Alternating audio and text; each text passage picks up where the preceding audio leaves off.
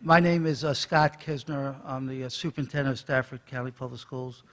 Let me welcome you and thank you for coming tonight.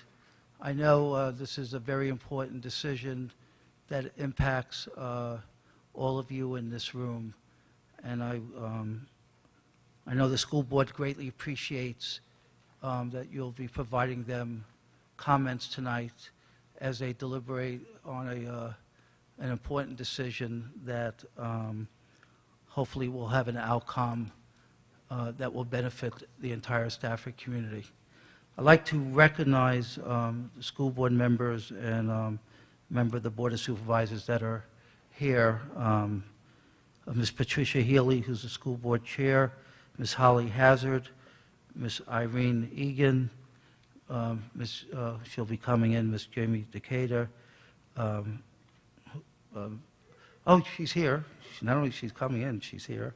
Ms. Pamela Young, and I know one other board member will be joining us soon, Mr. Dwayne McCosker, and I do want to thank Supervisor Jack Cavalier for being here tonight. So how we're going to do it is we're going to give about a 10 to 15-minute presentation on the two plans that the school board has decided to move forward for the public hearings, and then our school board chair will address the audience on the format for tonight. So I'd like to introduce Mr. Matt Townsend, who's our supervisor of planning and GIS, and he will review the two plans.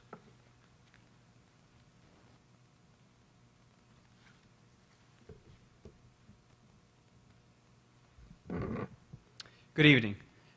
As Dr. Kisner stated, my name is Matt Townsend. I serve as the supervisor of planning and GIS for Stafford County Public Schools. I'm going to kick the meeting off tonight with a brief presentation overviewing the two plans that the board selected and voted on to bring forward to the community for the purposes of receiving your feedback via public hearing. I'll start off reviewing the timeline, discussing where we have been and where we are going.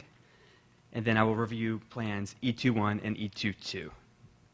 After that, I'll turn it over to the public hearing component of the meeting. Where we've been. Since the redistricting process kicked off in mid-November, we've had one community meeting where the consultants discussed the current state of our elementary schools and reviewed the need to redistrict. There have been 3 town hall meetings where the consultants brought their then proposed boundary plans for discussion and community questions and answers. And then there were a total of 6 so far, if my count is correct, school board work sessions where the school board discussed and deliberated matters regarding this redistricting. Where we're going, so the path forward, we have 2 public hearings. The first is occurring right now, and the next one is tomorrow at Stafford High School, beginning at the same time, 6:30 p.m.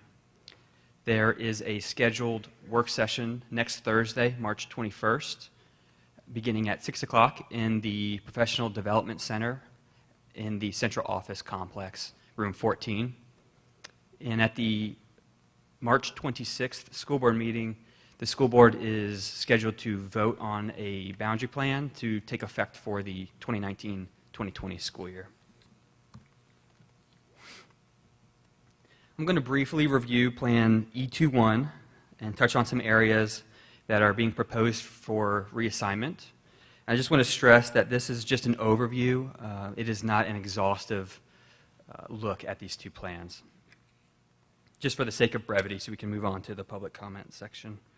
An area to note, or an emphasis to note, is these maps are hung in the lobby for your viewing, as well as the large format file posted on the website, so you can zoom in and dive down specifically to your exact area and to increase the level of detail. So here we have the northern areas of the proposed Plan E21. The shading represents the proposed boundaries. The red line represents the current boundaries, and the black and red flag represents the school locations themselves. I'm going to read from my notes here just to make sure I don't get this incorrect. We're going to work our way across the county from west to east and just briefly touch on areas that are being proposed for reassignment. And again, this is not exhaustive. This is just an overview. All right, so from Rock Hill alleviates Brent by receiving neighborhoods such as Millbrook, Hidden Lake, Crown Manor, Roseville Plantation, and County Wood Estates. Garrisonville receives Arbor Glen and Marshall Estates from Winding Creek. Brent receives part of Rolling Meadows and homes along Mountain View Road from Winding Creek. Barrett relieves Park Ridge Elementary School along the 610 corridor, receiving subdivisions such as Meadowwood Village, Elizabeth Park, and Cabin Creekwood. Park Ridge gains Embry Mill. Winding Creek gains Courthouse Square and part of Stafford Oaks from Burns.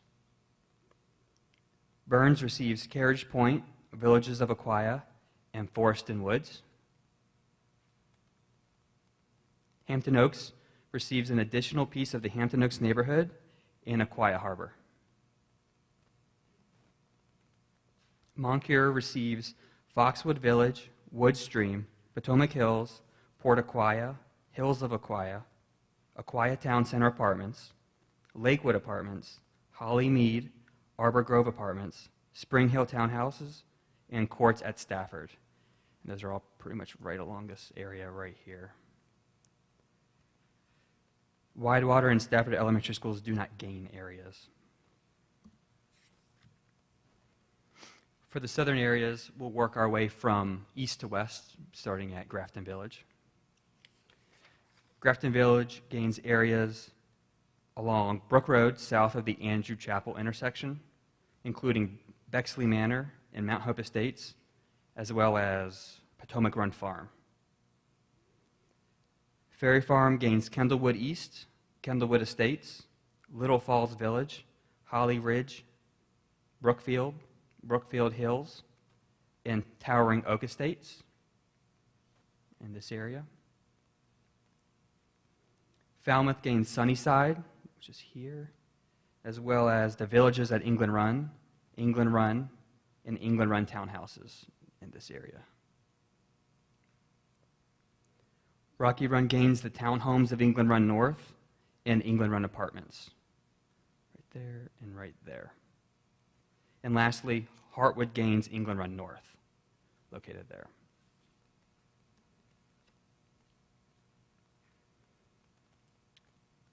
Here we have the data table for Plan E21. This is part of the packet that's been posted on the website, and this will be posted again as part of this presentation. For Plan E22, I will focus on the areas that differ from Plan E21.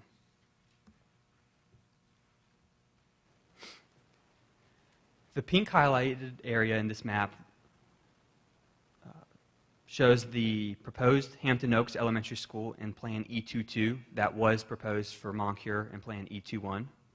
And then the yellow area represents areas proposed for assignment to Moncure Elementary School under Plan E22, whereas in Plan E21 they were proposed for Hampton Oaks. Just to review those in detail here. So this is the areas of difference between the plans. We have Potomac Hills, Port Aquia, Woodstream, Lakewood Apartments, Holly Mead, Courts at Stafford, and Aquia Town Center Apartments, right there, as well as Spring Hill Townhouses and Arbor Grove Apartments. Those are being proposed under Plan E22 to attend Hampton Oaks Elementary School. Conversely, we have this area in yellow, which is Aquia Harbor. They are proposed to attend Moncure in Plan E22.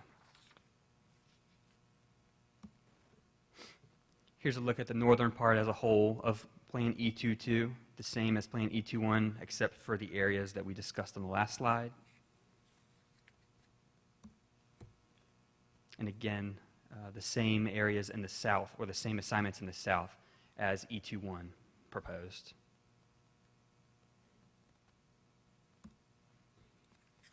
Here we have the data table associated with Plan E22, which we'll skip by quickly because it's already on the website as part of the E22 packet, and again, it will be posted as part of this presentation. And with that, the overview is complete. I'll turn it over to Cherie as we transition to the public hearing section of this meeting. Thank you.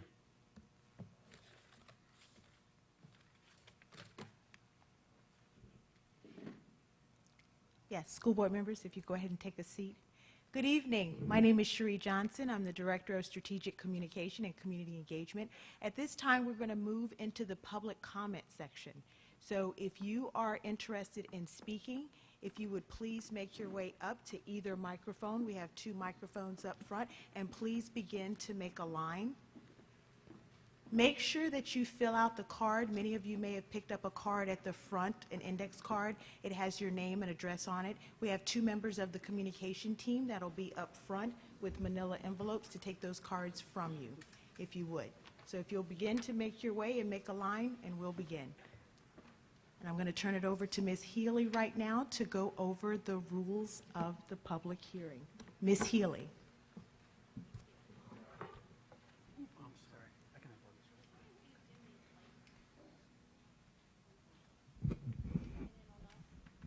I don't have anything, I don't know how to do that.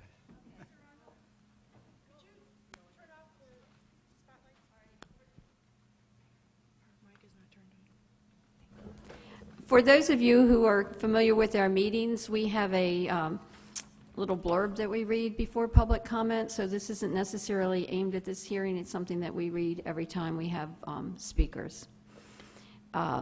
Speakers shall identify themselves by providing their name and address, and you can take care of that on the comment card, which you will hand in when you come down to speak. Each individual may speak only once during the public hearing. Comments this evening, well, actually, these are a little different from the ones we normally read. Comments this evening shall be limited to the matter of the elementary school redistricting. That is the purpose of the public hearing this evening. 3 minutes shall be allotted to each speaker. However, the board chairwoman reserves the right to restrict the total citizen comment received at any particular meeting to a predetermined maximum number of minutes with approval from the board. And we will not be restricting that time this evening. Any comment which is profane or abusive or which threatens imminent physical harm shall be ruled out of order by the chairwoman. Now, do we have the lighting system for the 3 minutes, Ms. Hall? How will they know when their time is up? We do not have a lighting system, however, they will hear it. They will hear the buzzer go off. There will be a buzzer, and because we expect that there will be a number of speakers, you will need to end your comments when the buzzer goes off. But if you wish to hand in your comments, you can give them to the clerk after you speak. And we will be having another of these meetings tomorrow night at Stafford High School, 6:30. All right, so let's get started with the first speaker. We've got 2 in line over here, so. Hello, Rachel Miller from the Garrisonville District, Embry Mill. Good evening. Again, I'm here tonight to stress the importance of my neighborhood's plans of small changes that we have asked to be put into effect for the 2 current plans. The current plans have our children, children in the county shifted north to Garrisonville Elementary and Barry Elementary. This is enabled to relieve some space at the southern parts of the southern schools. With the current plans in place, Garrisonville is going to open up next year at 68.99% capacity, and it drops to 66.86 in the year 2023-2024. Barrett is opening up at 80.33% capacity and is predicted to drop to 76.71 in that year 2023-2024. So both schools are dropping in attendance over time. As schools continue to rise here in the south, more redistricting is going to have to happen, and they're going to have to be pushed north further. So more redistricting, because we all know there is no new school going to happen until we're at capacity, at least a lot closer than Garrisonville and Baird are going to be at. These are communities that are being moved from Margaret Brent to Garrisonville, but barely anyone's being moved to Margaret Brent. So that is allowing Margaret Brent to open up next year, at 69.27% capacity, and it's predicted to rise very slowly to 74.54% of in the year 2023-2024. I don't know if like North Augustine, for instance, might not know that, but that is what the predictions are for the two current plans. Meanwhile, we have Embry Mill Phase 1 driving 4 miles to Park Ridge Elementary School in the two plans that are currently on the table through other attendance zones to include Autumn Ridge. Park Ridge is the 5th closest school to our neighborhood. We also will be the only neighborhood to move on to Colonial Forge one day. Our kids are going to leave all their friends behind. To add to it, Park Ridge Elementary is going to be overcrowded again in 6 years. So another shift north to those northern schools. Here's some facts about Augustine North, which is an amazing community here in Stafford, as everybody knows. The neighborhood lies smack in the middle of Winding Creek and Margaret Brent Elementaries. They account for about 68 children now and are projected to be 85 children in the year 2022-2023 school year.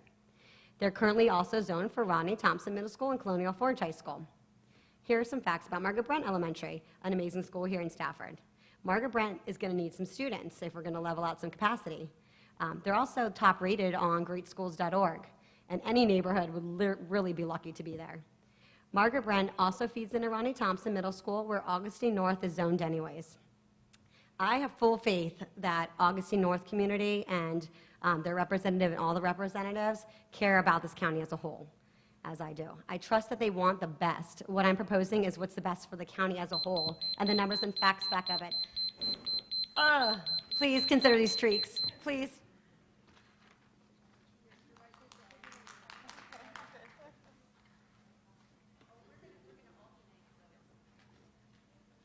Ladies and gentlemen, thank you for your time. And I want to point out that the task in front of you is daunting, and that any decision you make will be critical. And I have the full faith and confidence, as the previous speaker does, that you will make a decision with the best of intentions.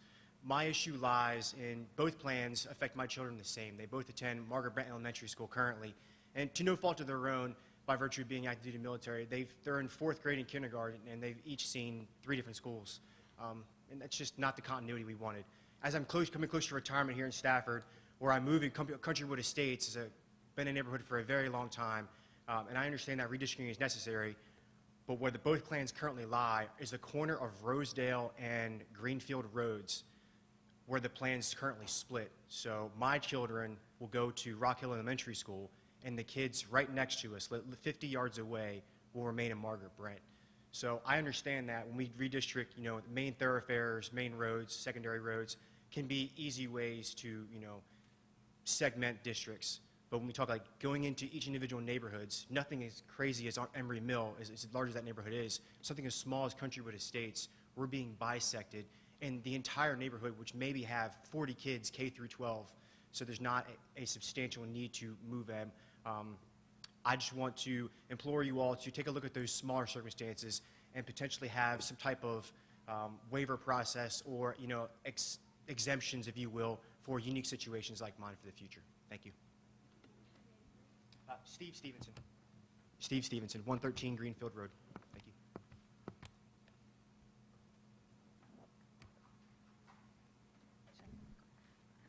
My name is Christina Beltran, and I live in Embry Mill Phase 1. It would be really great if my neighborhood could stay together at one school, but seeing the plans that have made it through and looking at the projected numbers, I understand that our numbers are growing too large for that. The precedent to separate has already been set with our neighborhood splitting for the high schools. If moved to Park Ridge, my kids will be moving from elementary school to middle school with many of the same children and then splitting off all on their own for high school. They will also have to pass through areas districted to Winding Creek to get to Park Ridge.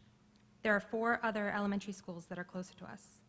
I don't feel that it is beneficial to move the kids to a further school with feeder patterns that don't make sense when there are some simple solutions to the current proposed plans that keep Phase 1 at Winding Creek and are beneficial to the county. Proximity and not creating islands has been a goal with this redistricting. In the current plans, Embry Mill is an island.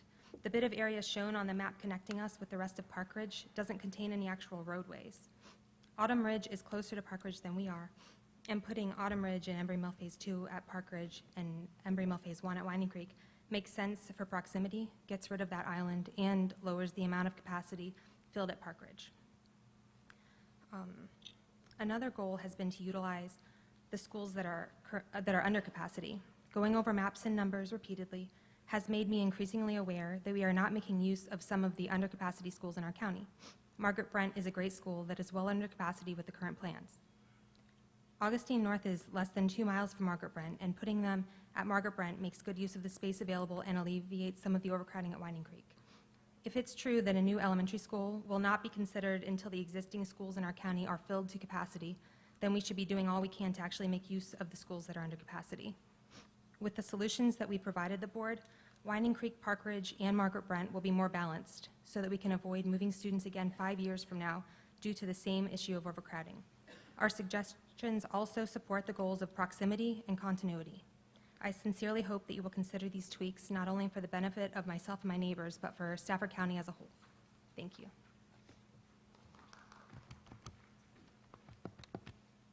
Yes, my name is Elizabeth Smalley. I live at 66 White Pine Circle, apartment 203, in Aquia Terrace Apartments, which is a non-Section 8, non-income restricted apartment complex off of Forest and Woods, one of the only ones that goes to Moncure at this time.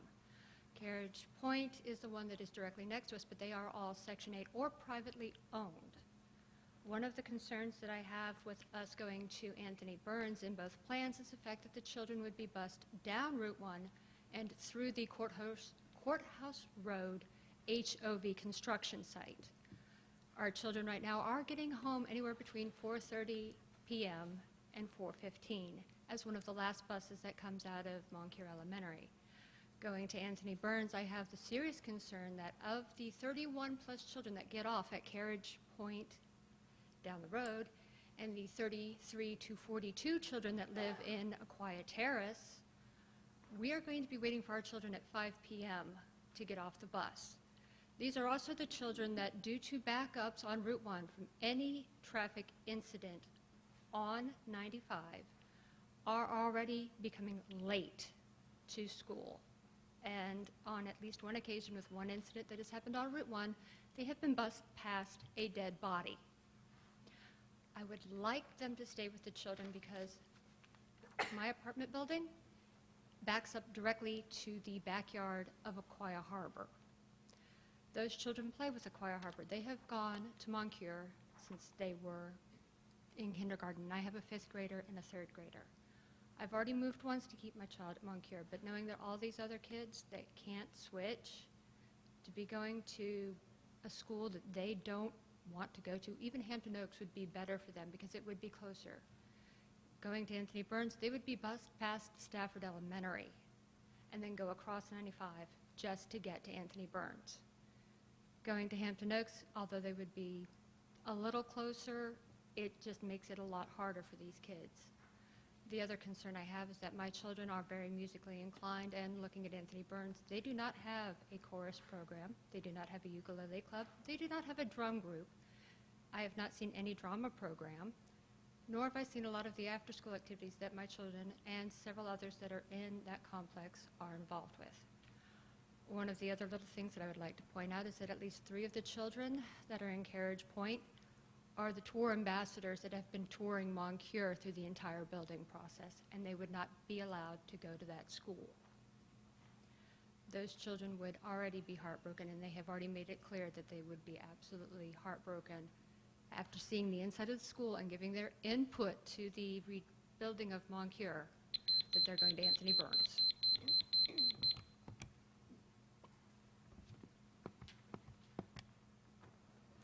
Hello, my name is Shay Capina. I live at 285 Pear Blossom. This is my first meeting, and I just want you to know that I support all the Embry Mill women that spoke tonight, and I just wanted to have a face so that I could meet everybody. And I also want you to think about how it seems common that a lot of people are passing many schools to get to one that's farther away from their home. And I think that's important to think about, especially kids that are young in kindergarten and in 1st grade. It's a lot for them to be on the bus for a long time. It's already a long day. So please consider that in Embry Mill, and especially Phase 1, because we pass many schools. There's some in walking distance to us. And I just want you to think about what's best for the kids, and I know that you are, and it's a very challenging task that you have, and we appreciate all your hard work. But it seems like it's very disruptive to many parents, and it's caused a lot of stress, I think, for everyone. So I hope we can all come to a good decision, and I support all the details that the women have written out. I just don't have that. I just wanted to say hello, and I agree with them, okay? Thank you.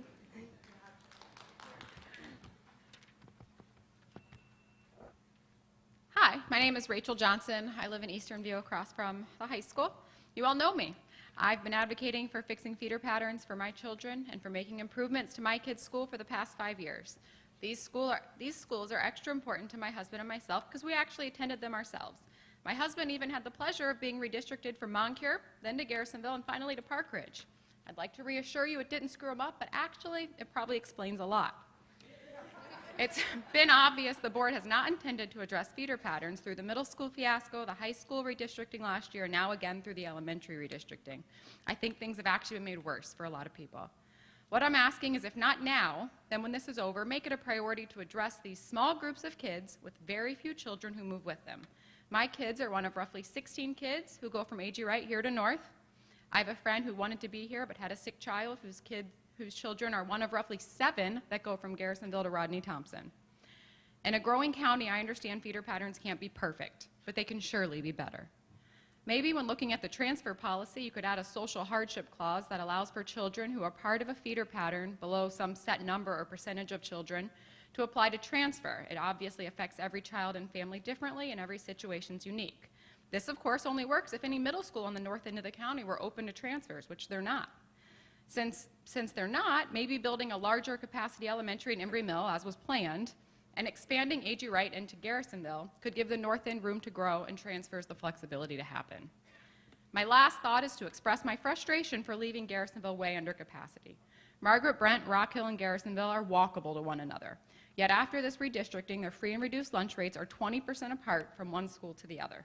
The explanation I was given is that kids are being sent to the closest schools. Rather than fix some of the socioeconomic disparities, the school board chose to move the least amount of people, rather than to actually make each school as good and well-equipped as it can be for its students. I know at previous meetings the plan was to address some of these disparities in the dense north, but I don't think it was done. Our kids deserve better. Every child in this county deserves to go to a school that is best equipped, that they can live up to their potential. Use our schools. Use Brent, use Garrisonville. Kids have to move. We can't have schools down to 60% capacity in 4 years, or we'll be back here. Thank you.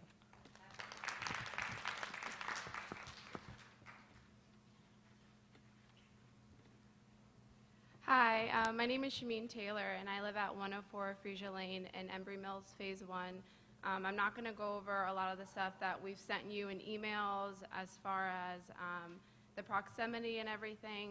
I think one of the biggest things for me and for my children is we just started this year at Winding Creek going to school early to help with the second bus loads and ensure that they get to school on time, get home on time. I know last year my kids were at Winding Creek and they were getting home 99% of the time, almost 4:45. And we finally made the adjustment because there's no longer any second bus loads. We're going to school a little bit earlier. And just to send us somewhere that's further away doesn't make sense to me. You know, we're closer to Anthony Burns, we're closer to Winding Creek, but you guys want to send us to Park Ridge. And I just don't understand that. My kids finally got to a place where I was driving my kids to school every day, and I was picking them up every day, and it was a pain, and I had to get my parents to help just to ensure that their day wasn't from, I think my son was getting to school, leaving the bus at 8:07 and not getting home to 4:45. That's ridiculous. And we really have to help our children grow. It's an exhausting day. These are core times in their lives that they're going to grow and learn and get educated here in Stafford County, and just to send them somewhere that's further away, it just doesn't make sense. And if you could please consider sending Embry Mill Phase 1. I mean, not that I want our neighborhood to get split by any means, but I do understand that Phase 2 is just in Phase 2. We're going to have a Phase 3. We're going to continue to grow as a community. That is a large development that is happening But at this point, I mean, they are closer to Park Ridge. And if I was in Phase 2, I would kind of understand that change to Park Ridge. But Phase 1, we have to go through Autumn Ridge. We have to go through Phase 2 just to get to another school. And it's heartbreaking for my kids. It's heartbreaking for me to tell my parents again, well, now you're going to have to start taking them back to school. Now they might have to come home a little bit later. It's not fair to our kids anymore. And I just really hope that you guys can find in your hearts to do some type of adjustment, not just for our community, but, you know, for the ones that are going to Margaret Brent, you know, for the ones that have 3 or 4 elementary schools to pass through. Again, proximity, I think, is key. Our transportation, I know we don't have a lot of bus drivers at this point in time, but definitely allowing us to go to schools that are closer to our area is only going to help with the transportation. I mean, Courthouse Road is growing. Our area is growing like crazy. One accident on Courthouse Road and our kids are getting home later. And is that fair to the parents? Is that fair to the kids that, you know, have sports and activities after school? No. Does it happen? Absolutely. So just please consider that when you're doing this redistricting. Thank you. Good evening. My name is Richard Hudson. I live at 3 Beech Tree Court. That's over in the Stafford Oaks area-ish. And I understand you guys have a decision to make about this. There's no dispute about that. But I just wish it was something that makes sense. Both plans would send my kids. I have a 5-year-old in elementary school, and I have an 8-year-old in 3rd grade. They both would go from Anthony Burns to Winding Creek. And it's only like a small portion here of the Stafford Oaks area would go to from Anthony Burns to Winding Creek, and which is further away, but also seems to be at capacity. You know, and Anthony Burns currently, I think it would be at 83% capacity. I believe it based on the information I reviewed. It wouldn't make sense to move them from some place that's not near capacity to some place that's at capacity or over capacity. That doesn't make sense, and particularly someplace that's farther away. You know, my 5-year-old little girl, you know, for the past few years, as my son was in kindergarten, has been saying she wants to go to Anthony Burns. She wants to go to Anthony Burns. I would drop my son off, take her to preschool, and she would cry the entire way to preschool. You know, and now she's finally there. She's in kindergarten, and you know, now she has to go from there to someplace, particularly someplace that's over capacity. You know, I grew up in Queens, New York, and I can tell you, I know what overcrowding looks like. I know what a school like capacity looks like. And I don't want that for my kids, you know. And look, I respect the decision you guys have to make, but I think if both plans stay the same, it's the wrong decision. It's the wrong decision for my kids. I think based on what everybody is saying here tonight, it's the wrong decision for all of us.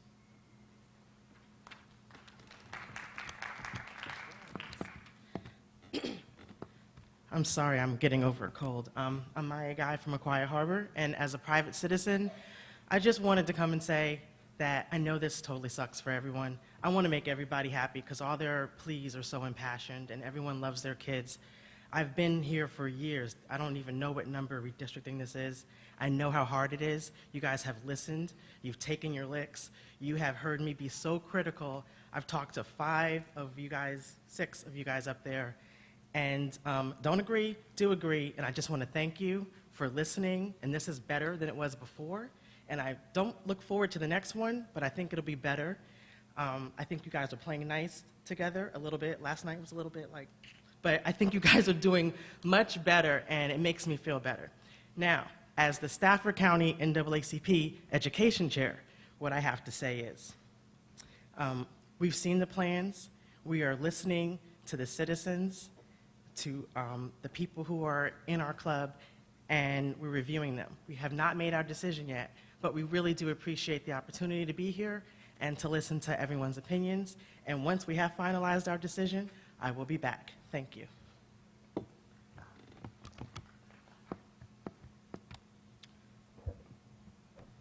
Hello, my name is Sean Hawkins. I live at 125 Mount Hope Church Road in Stafford. I'm here today to ask you, please don't move Mount Hope Estates to Grafton Village Elementary School. We are right on the edge in both of your plans. So leaving us at Stafford Elementary School would not be a huge lift for you. It's just like moving down and putting our street back with Stafford where we currently are districted. There's not a lot of children that live in Mount Hope Estates that are elementary school age, so this really shouldn't have a huge impact on your numbers anyway. However, if you do displace us to Grafton Village, it would cause great hardship on my family and other families that live on my street. First of all, Grafton Village Elementary feeds into Dixon Smith, and we are still districted for Stafford Middle. So my children would go down there and have to make new friends, and then basically none of those friends will move on with them when they go to Stafford Middle School. Logistical issues also for families. So next year, I will have a third grader who's going to be displaced to Grafton Village. My fifth grader, because of the grandfather clause, will be allowed to stay. He'll be in fifth grade next year, so he'll be at Stafford Elementary. My other child will be at Stafford Middle, and my fourth child will be at Brook Point High School, but she still can't drive yet, so we're going to have 4 children in 4 different schools. And that almost seems kind of ridiculous logistically for us to even, plan things after work as a family, getting kids to after-school activities and childcare and those types of things. I commute to D.C. Every day, driving up and down 95 and just adding a kid way down at Grafton Village, way down south from where we live, when we're so much closer to Stafford Elementary, just seems like a nightmare. Also, driving down Brook Road is kind of a mess. That road's been closed for a few months now. I'm not sure when it is going to reopen. That's a dangerous road as well. To drive down that road, it floods down there by the swamp at times. Maybe they're doing some work to try to fix that. I was hoping they would get 2 lanes each direction down there like Route 1, but it's only going to be 1 lane each way still. So just that commute all the way down that direction instead of having us just go right up Andrew Chapel over to Stafford Elementary is going to cause a lot of difficulty as well for us. If for some reason with the numbers you can't find a way to just pull us back into Stafford Elementary District, hopefully you'll reconsider your grandfather clause and allow siblings of a grandfathered child to at least stay for another year at the elementary school they're currently at. And then again with transfers, with the numbers going where they're going to be, Stafford Elementary is going to be at 88, 91, and 92% capacity for the next 3 years. So hopefully you don't close that elementary school to transfers like some other schools are closed to transfers. So I appreciate your consideration. We're very small in numbers. That's probably why you haven't heard from us much, but thank you.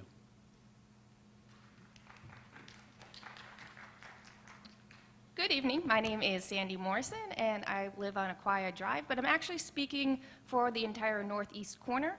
I wanted to talk a little bit about the differences between E21 and E22. The first point I want to make is that for E22 to be truly viable for Moncure, 1 more APU would probably need to be moved. One of the ideas would be the Hills of Aquia, and that would be because they're currently at Hampton Oaks, so allowing them to stay at Hampton Oaks would be beneficial, reducing the number of students moved. If that happened, by the numbers, because I enjoy numbers, both Hampton Oaks and Moncure would be expected to be at about 86% capacity in the 4 years. So why would I argue for E22?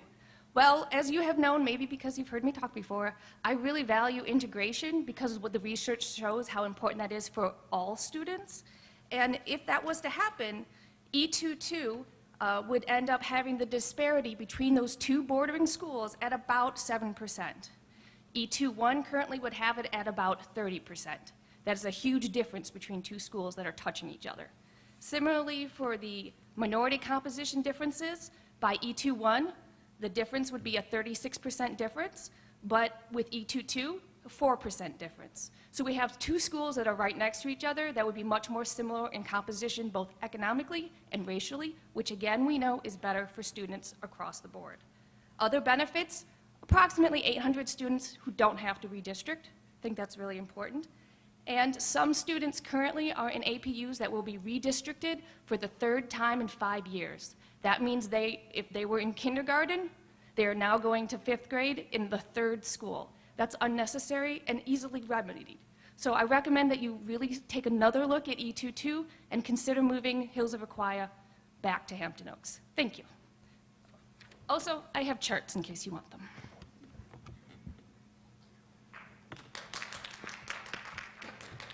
Good evening. My name is Ron Rowe, and I live at the Gables of Augustine, also known as Claiborne Manor. And I thank the board for its time tonight, and I know everybody has a compelling story, and as you see, we're all concerned parents. I've emailed the board previously. This is the view from the entrance to our community. That's Margaret Brent. So I know my theme has always been common sense should prevail throughout this process. We're a small community of just 25 homes, but all of our children, most of them, are elementary school aged.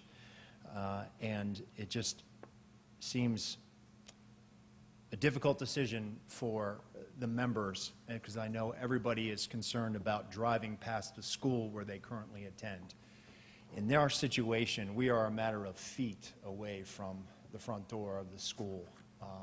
And if there would be any consideration to putting our children on buses and driving them past the school, which would they had known, just doesn't line up with common sense. So I would just ask the board that, as everybody's story is compelling, proximity is something that is key. It's something that I'm concerned about, and I'm also a homeowner association board member, and my members who have children who attend Margaret Brent, we're all concerned about this, as are my fellow parents in the room.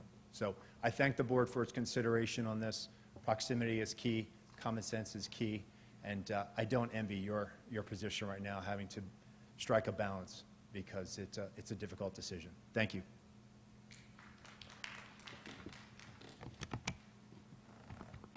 Good evening. My name is Dan Villegas. I am a resident at 17 Hempstead Lane. I would like to offer my thanks and also my appreciation for all the hard work you guys have done. It hasn't been easy, as everybody said, but and I understand there's going to be a lot of changes.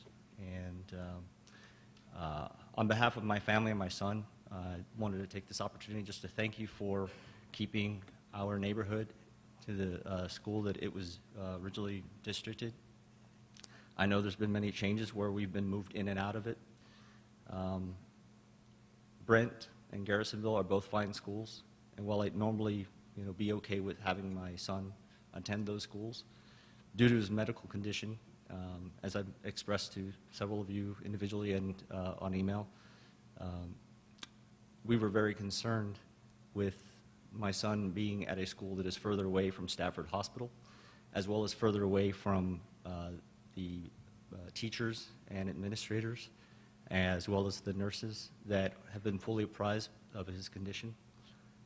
He has a severe form of epilepsy, and the rides from some of those schools would be considerably longer, which would potentially impact the ability for him to receive the care that he would need in the event of an emergency, as well as the relationships and training from a lot of those teachers that have, over the years, gotten to know him and understood in an immediate emergency what would be needed to render the care. We have an emergency 509 action plan, and so we are very grateful for all the hard work you've done in adjusting these plans, both plans, to keep my son attending Winding Creek and keeping our section of Augustine North attending Winding Creek. Thank you.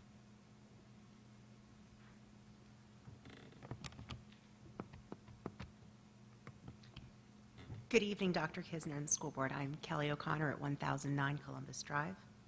I'm speaking to you this evening as both a parent and a teacher in this district, actually from right here at North Stafford High School. In choosing between these two plans, I would like to impress upon the school board the importance of school culture. As a classroom educator for nearly 20 years in multiple states in various schools, I've had opportunity to work in many schools. What sets some of these schools apart is the culture, by which I mean the relationships among students and staff and culture is built and fostered over many years. I'm very lucky to work in a building with a positive culture, and we are a district with wonderful elementary schools whose culture has been carefully groomed by staff. However, school culture will be significantly impacted by movement of students. When large numbers of students leave a school and large numbers of new students enter, school culture changes.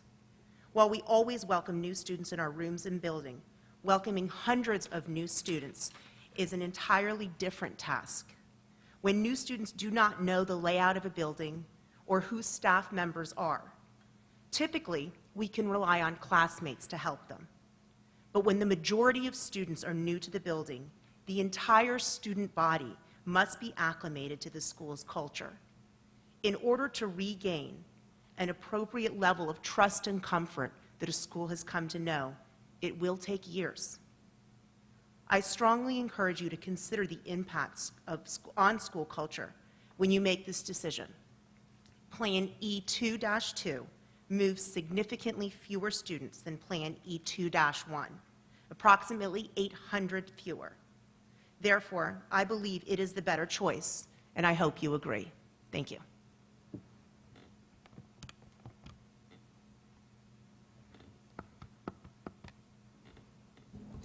Is there anyone else who would like to address the board?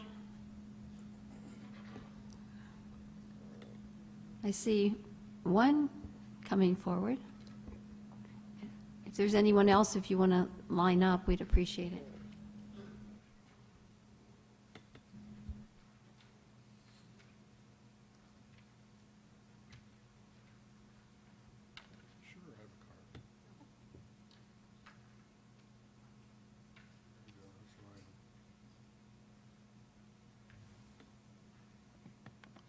Paul Waldowski, 8 Pickett Lane.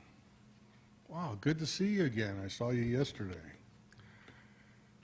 Just so you all know, common sense is not common in the Commonwealth, so don't even go there. But hello, I do agree with the women from Embry Mill. I thought that was a good line. Just for all of you who don't really understand redistricting, the 2020 census forces redistricting in every county. The audacity of doing it 3 times in 5 years, and especially the family who has 4 kids in 4 schools. I don't know who you're hiring, but their projections are not even close. If you listen to the last speaker, if there's a disparity of 800 students, then obviously plan, whatever you call it, is not really a good plan. Just to remind you all that the county has grown in population every 20 years since 1960.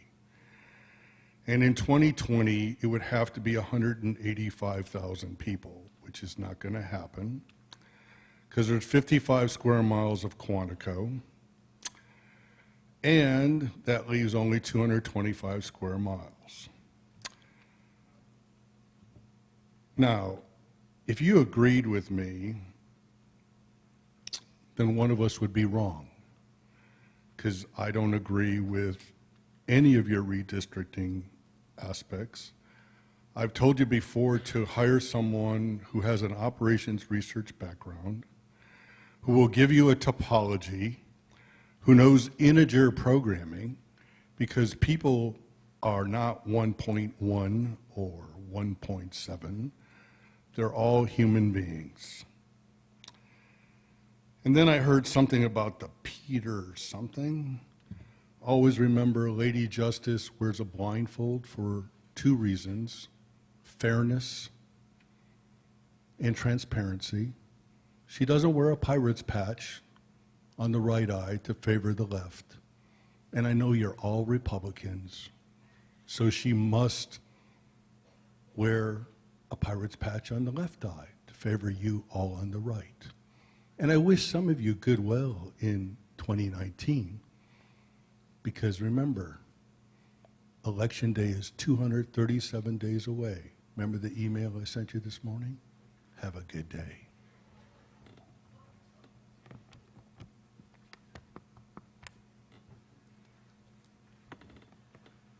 I don't have a lot to say. I'm very, very new to the school district. We just moved here in August. My kids are 5 and 11.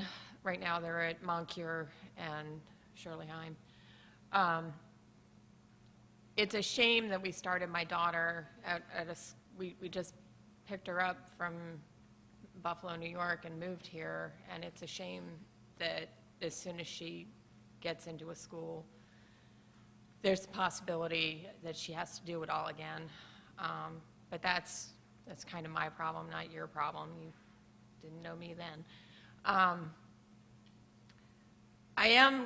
The thing that's concerning me the most about the way this was handled is that you guys are building a new school at Moncure, and you've asked the students to invest in that, to invest their time and their energy and their fundraising.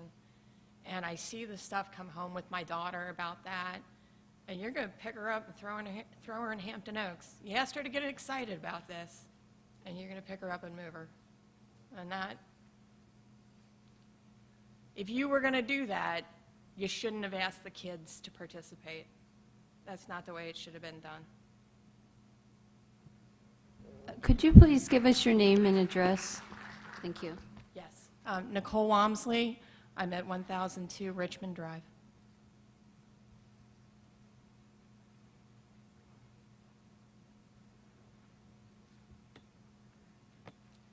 Good evening.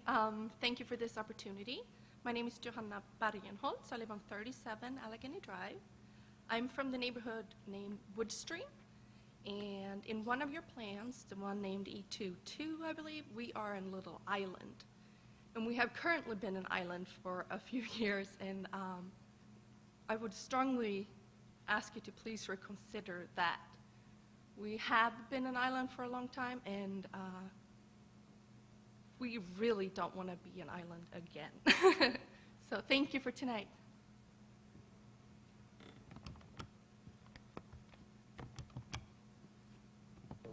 Anyone else? All right, seeing none, we will close the public hearing, and we'll have another one tomorrow evening at Stafford High School, 6:30. We appreciate you coming. If you want to come again, you can come there as well. Thank you.